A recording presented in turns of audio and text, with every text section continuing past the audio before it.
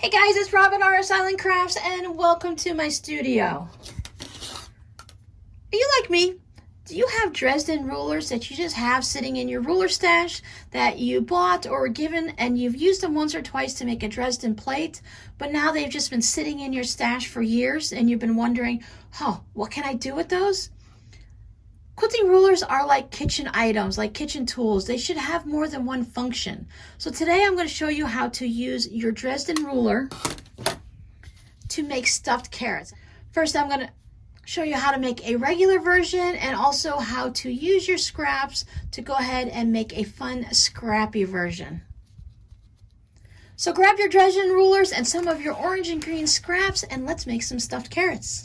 With Easter right around the corner, these might be fun to put in the kids' baskets or as a springtime table topper decoration. I know many people like to make fruit for the kids to have in their play kitchens. They like to use fabric or felt. So instead of that play plastic fruit, they like to have something that's a lot softer for the kids to play with. Now to get started, we can have a super simple plain carrot. This has the same orange solid fabric on both sides. If we prefer, I don't have orange felt right here. I have some green. You can make it out of felt. You can use flannel or fleece or any type of material you happen to have that matches what you think a carrot should look like. Now carrots do come in rainbow colors, and if you want to just have some fun carrots, they don't have to be orange. You can use any type of fabric you'd like. I've decided to find another use for my Dresden plates. Instead of just using them to make Dresden plates that go all the way around in a circle and are really pretty, why not use them to make some type of a cone shape? In other words, a carrot. This one I made out of plain fabric, which was super simple. All I did is I folded my fabric in half together. I made sure I had enough fabric that was going to fit the Dresden plate that I chose. If you want longer ones, this one's 9.5 inches. The one I use is the 8-inch version, and as you can see, it does shrink down a little bit because of our seams and the way we have to do the top. You can lay this down either way. I'm not really worried about bias cuts or anything like that. This is just a scrap piece of fabric. I can look to see which way the stretch goes and all that, but I'm really not concerned. So I can either put it down like this, or I can flip it around this way. Depending on the size of your fabric and how you fold it, you can get one. If you put this off to the side, you can take the same ruler, of course, and then you can also flip-flop it so that you can get a second one this way. Maybe you can get some smaller carrots here. We don't have to use the entire 8 inches on our ruler. So we can slide this down and use any of those inch marks, just like when we make Dresden plate. Just like when we're making our regular Dresden blades for our Dresden quilt, we can slide this down to any of the inch marks. So if you want just a 3.5 inch carrot, but I've got 8-inch ones, so they're easier to see and easier to sew with. So I'm going to go ahead and put this here. We can cut this easily with our rotary cutter. So I will put this... I'm going to put this on an angle this way. As I mentioned, I'm not worried about my bias. I just want to make sure both fabrics are underneath the ruler. So that way, if I want to, I can get another blade cut that way. I do have them doubled, so both of them are going to be the same on the front and back. But you can change up your fabrics and you can use one carrot front and the back. Maybe you have a small print with polka dots on it, and then you have one with stripes or zigzags on the back. It's your carrot. You can mix up the fabrics if you like. So I just hold down my ruler and I cut this way. This is nice if you have a rotating mat, you can just spin it around. But if you're careful, you can just move your ruler.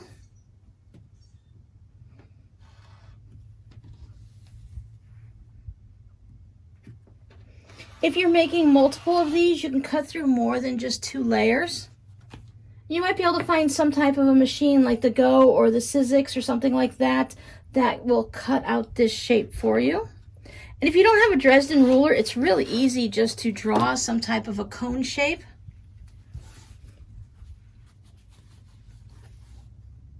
Just decide how wide you want it here and how tall you want it, and then just connect the sides. And that gives us 2 of our carrots. Now you're going to need 2 pieces for each carrot because we're going to put them right sides together and we're going to stitch down one side, down the other, and then I stitch across the bottom. But let's have a little bit of fun and let's use up some of our scraps.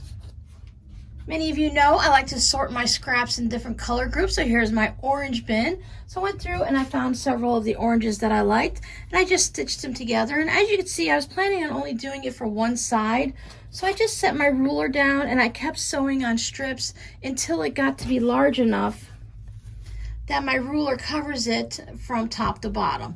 You could slide it up and down, so depending on how much of each color you want, I can put it over here to the angle to give it a little bit of a little fun to it. You just want to make sure that along all the sides that you can see fabric. You want to be careful too that you don't want to put just a little bit at the top, because that's going to put the seam right at the top where we're going to need to do a little hand stitching, and that's just going to make it a little bit more difficult.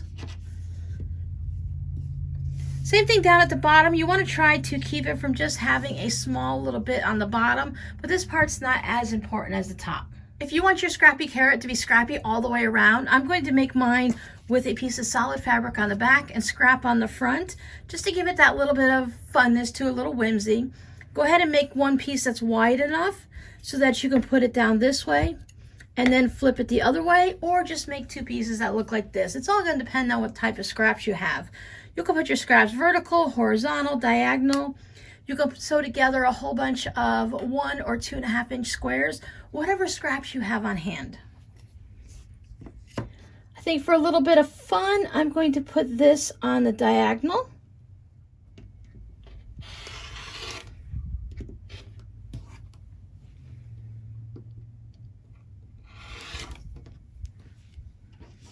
Spin it around, line everything back up.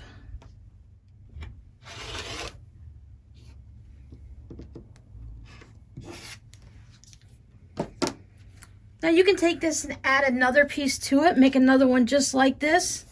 So if you'd cut out 2 different ones from 2 different pieces of scrap like this, flip-flop them around, and then you can go ahead and stitch your other scraps right to this, and you'll be all set to go ahead and cut another carrot out. I'm going to put this in with my scrappy bin because I will find a use for that. So there's the carrot front and back. So for my leaves, I took a couple pieces of scrappy green fabric. For these, I cut them 3.5 inches square, give or take. And I took some Heat and Bond fusible. Now for this one, I used the light sewable kind because that's just what I keep on hand. We don't have to sew through these, so if you have some like an Ultra Hold or a really strong Heat and Bond, you can go ahead and use that. I took 2 pieces of my scrappy green fabric and I put some Heat and Bond onto the back of one of them. And after it cooled, I peeled the paper off and I set the second piece on top, and that gives me this piece of green square here that's reversible. This is all held together with the Heat and Bond. It doesn't come apart. It makes it just a little bit stiffer too so that it stands up. Now on this one, I just took my pinking shears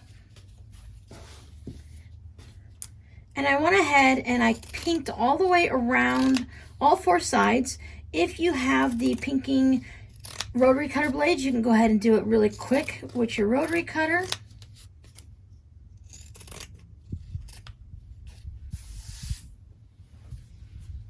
Now for these, I made them a little bit thick, but I decided that I wanted to try them a little bit thinner. So the first time I just went through and I cut them like this, just as an average size. I thought, okay, well, let me give that a try. Then I decided that they were a little bit too thick, so when I had the wider ones like this, I just cut those in half slowly, and it gave me the thinner ones. You can have a couple of the wider ones or the thicker ones. You can choose however many you want. I decided 3 would be plenty. So I have my nice thin 3 here. I did take it over to the sewing machine. I crossed these around. I have one in the center, and I crisscrossed the 2 on the side. Then I just took it and I back stitched over it a few times with the sewing machine just to hold it together. Now if you're using the Heat and Bond that is not meant to be sewn through, you want to skip this part, because going through it with your sewing machine needle, you don't want to damage your machine, and the needle also gets very gummy, and then you're going to have to replace your needle. I decided to sew mine together just for ease, so that while I'm hand stitching everything together, they'll just fit in there nicely. So I have 2 sets of 6, so if I want, I can go ahead and layer those together, and that'll give me a lot of leaves up at the top, or you can just do a few. Put these two right sides together, whichever fabrics you're using. Make sure you match up the wide end and the narrow end. I'm going to backstitch at the top on both sides here because we're going to be turning this right side out.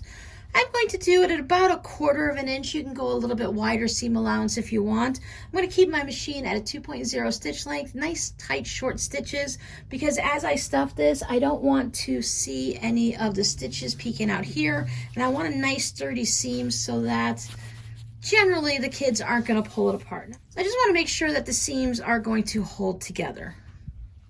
Now, of course, you could stitch this any way you want, but I found it easiest. I went ahead and I stitched all the way down here, if you could see it, and this is what it looks like. So then I took it to the machine, and I'm going to just go ahead and stitch across the bottom.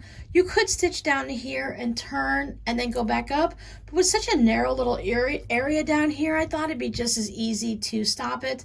Stitch down the right side, flipped it over, stitch down the left, and now I'll stitch the bottom. There you go. You can see how it's stitched across the bottom. You can give this a nice little press. Now, since we're going to be turning this right side out, and we do have a bit of a point down there, I'm going to take these corners and I'm just going to snip it off on the corner. I'm going to be careful that I don't hit my seam allowance. I want to stay at least 1/8 of an inch away. And then I'll trim a little bit off the bottom. And what that's going to do, it's going to make sure we don't have too much bulk down there when we turn it right side out. It's not that big of a deal because we're going to be putting stuffing on it, but it's just one of those good habits to get into so that you don't have too much. But as I said, just be really careful you don't cut into your stitches. If you do, just go ahead and make another line a little bit higher up. I have a pair of hemostats that I like to use to turn these right side out. Whatever process works for you. Some people have turning tools, other people have all different types of processes, but I just go ahead, grab them with my hemostats. You can pick up hemostats on Amazon, on eBay. You can ask your doctor because sometimes they have some that they're not using anymore, especially if you have like stitches or something. Sometimes you can get them for nothing. I received this flamingo as a gift. It's from Flamingo Toes and it's a turning tool. I'm just going to put that down in there. I'm going to gently push out my little point. If you don't have a fun flamingo like I do, you can go ahead and you can try with the tip of your scissors. If they're nice and dull, just don't poke all the way through. Or you can use a pencil or a dowel rod or anything like that. If you buy a bag of stuffing, a lot of times it comes with a dull chopstick that has a flat end on it. You can use that to bring out your tip. Then I have some fiber fill, so whatever type of stuffing you want to use, you can go ahead and use that. Some of the quilters like to take their little strips of batting and they take their rotary cutter and they just cut it up into little tiny pieces. Some people like to save their threads to put in there or yarn. I just use the fiber fill. Don't worry about anything like that. That's just catnip from when I was making catnip toys for the cats. That stuff tends to get everywhere. Just use my little pointer tool or the stuffer that came with your fiber fill. I don't need my tip to be super, super tight, so I'm pulling some of that fiber fill back out. I just want to have some down in there just to fill it out a little bit. Now, when you see carrots that come out of the ground, a lot of the ones at the store look absolutely perfect. But if you were to grow carrots or go to the farmer's market and find them, you're going to find that they all don't look absolutely perfect. You see how this guy, he's not stuffed, so he's perfectly round. He has some little bends and dings and dents in there, and that's how a real carrot looks. Now, if you can fit, if you have long, skinny fingers, you can put it down there with that. You can use the unsharpened pencil. I use the eraser end that tends to grab onto the fiber fill and stuffs it down in there. Now, as a kid's toy and as a decoration, I don't want this to be super full. And as you can see, I'm just taking small bits. It gives me more control to stuff it. If I try to just take this whole piece like this and just shove it in there, especially if I'm doing a cone like this, it's going to get stuck, and then I'm going to have empty spots down here, and I'm going to have lumpy spots up here. Sometimes it's best to just take little bits at a time. If it takes you a little bit longer, it's less frustrating than having to pull that back out and fix it.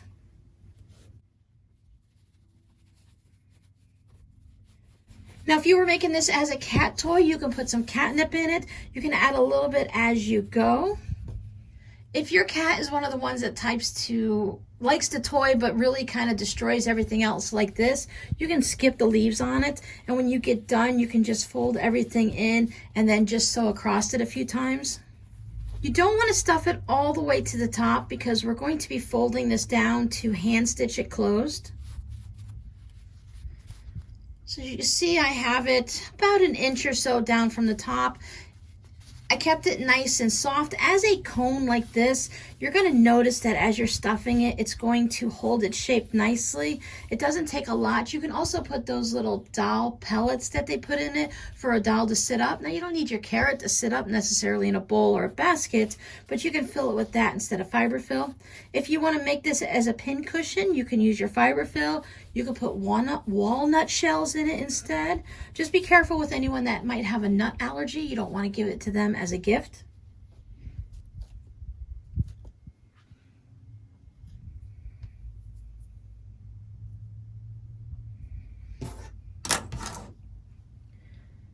I have a length of orange thread that has been doubled over, so it's going to be a little bit stronger. I want to make sure everything is going to stay together nicely. At either of your seams, I'm just going to fold it down, and starting on the inside, I'm going to come out to the outside. I like to wear a thimble when I'm working on stuff like this. And I want to do a running stitch around it because I want to make this like a drawstring. I want to close it in. You don't have to be exactly perfect as you're folding this down. I just fold it down about 1/4 inch or 1/2 inch. And as I'm going along, I'm going to hold this part with one finger, and then I have my thumb and my middle finger holding onto the needle. And I'm just going to rock it in and to the outside.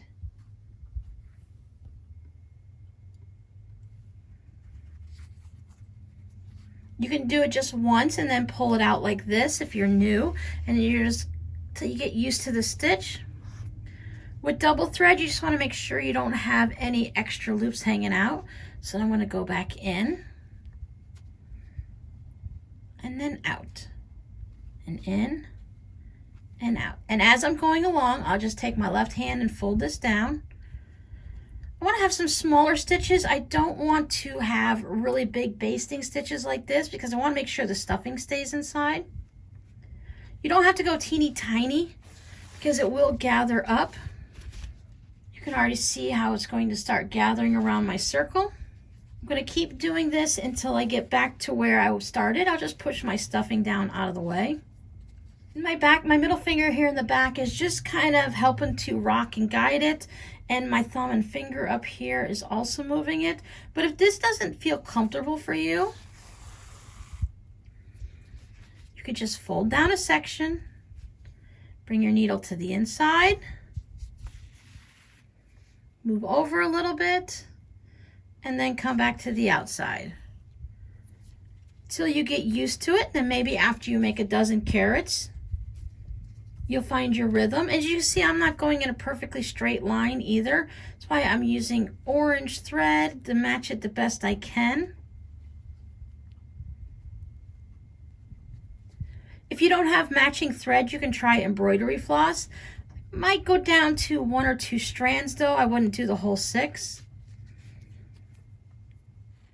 You can use some beeswax or thread conditioner if your thread's not behaving. If it's giving you any type of grief, you can just go ahead and use 1 strand of thread. Maybe you might want to go around it twice. If it's just going to be a decoration in a bowl, it's going to be fine. But if you're going to be giving it to a child, you want to make sure it's nice and secure.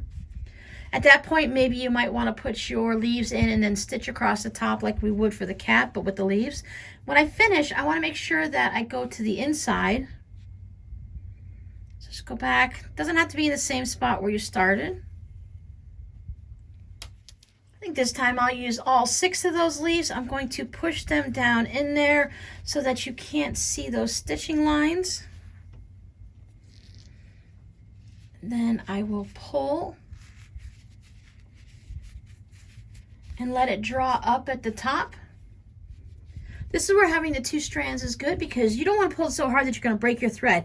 I'm using cotton thread. If you're using polyester, it won't break as easily, but the cotton thread could snap if I'm pulling too hard on it.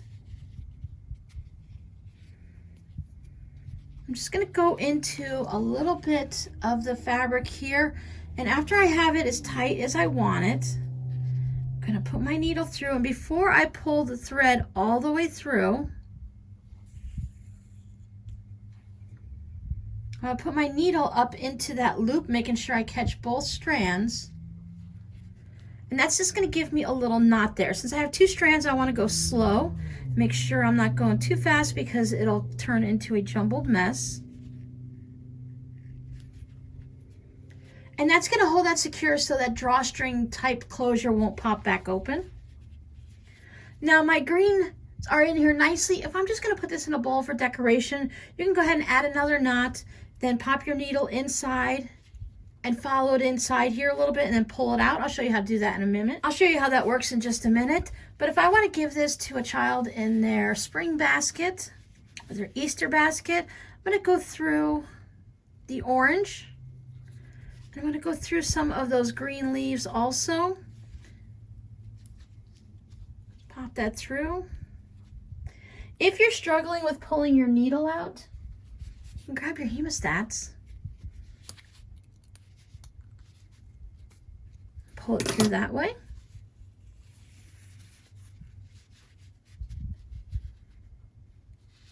Depending on how many leaves you've chosen to use, it could be a little bit harder to get through all of them. It just gives it that little extra security to hold everything in place. As I mentioned, if you wanted to, you could gather it all up. You could still right now probably take it to the sewing machine if you have a good strong sewing machine and give that a little bit of a stitch across, but this is going to be fine. So now I'll just grab another one of these little folded pleats here of the orange fabric. Put my finger in there just so that loop doesn't get crazy. Go back through it once, back through it a second time, and that's going to give me a nice strong knot. I take my needle into my carrot anywhere in the orange, just kind of push it down so that it comes out here on the side. Make sure you don't lose it in there.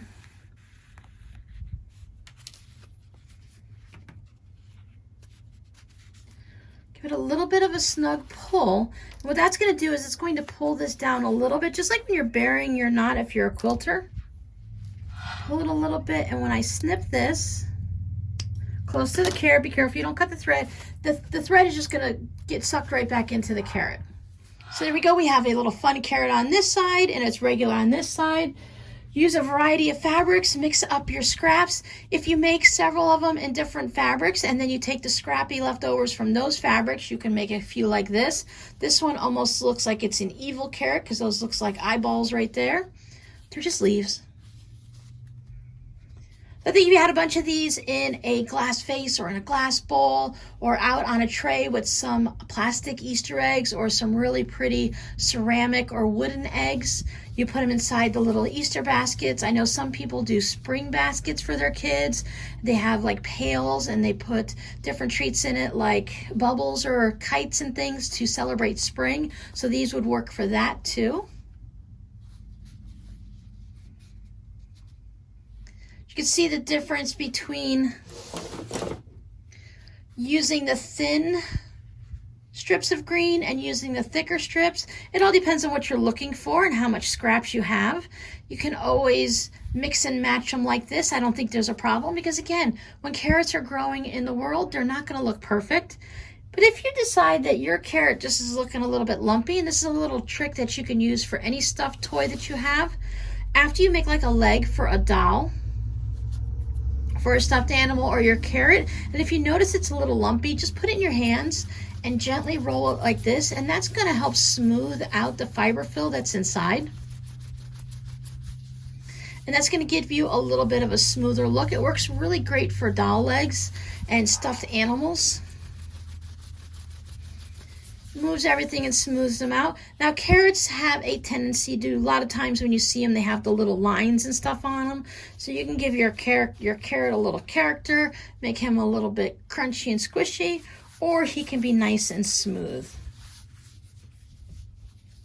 So I hope you enjoyed this tutorial and finding a different way to use this Dresden ruler. Many of us have these sitting in our stash of rulers. We use them every now and then. Some of us may have had them for years and haven't touched them. You can go ahead and pull it out and make yourself a variety of carrots.